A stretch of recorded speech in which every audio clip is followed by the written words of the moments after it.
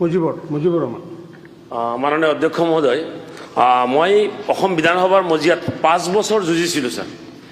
4 বছৰ যুঁজাৰ পিছত আমাৰ ৱাটাৰ ৰিচোৰ্চ ডিপাৰ্টমেণ্টৰ মাননীয় মন্ত্ৰী মহোদয়ে মোৰ সমষ্টিত প্ৰায় 60 crore rupees আপোনাৰ চেংচন দিছিলে ধনশিৰি নদীৰ 2 পাৰ মানে গৰাখহনীয়া হোৱাৰ প্ৰটেকশ্যনৰ কাৰণে। ইয়াৰ কাৰণে মই তেখেতক ধন্যবাদ জ্ঞাপন কৰিছোঁ। কিন্তু এটা কথা মই যোৱা আপোনাৰ এছেম্বলিত মই উত্থাপন কৰিছিলোঁ যে সেই বান্ধটোৰ ওচৰত বান্ধৰ কাম চলি আছে, কমপ্লিট হোৱা নাই। কিন্তু তাতে ছাৰ কি কৰি আছে এতিয়া ছাৰ, এই যে বালি খনন হোৱাৰ কাৰণে এই মাথাউৰিটো ইমান 60 কোটি টকাৰ বালি এই মাথাউৰিটো ছাৰ এতিয়া বেয়া অৱস্থাত গুচি গৈছে, আকৌ মানে ভাঙি যোৱাৰ উপক্ৰম হৈ আছে।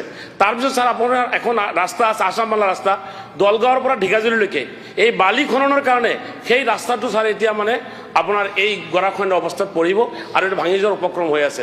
মাননীয় বিভাগীয় মন্ত্ৰী মহোদয়ক মই অনুৰোধ কৰিম, ইয়াৰ ওপৰত যদি আপোনাৰ নজৰ নিদিয়ে তেতিয়াহ'লে এই 60 কোটি টকা পানীত পৰিব আৰু আপোনাৰ আছামমালা ৰাস্তা যিটো 400 কোটি টকাৰ আপোনাৰ ৰাস্তা আছিলে এই ৰাস্তাত মানে অহা যোৱা বন্ধ।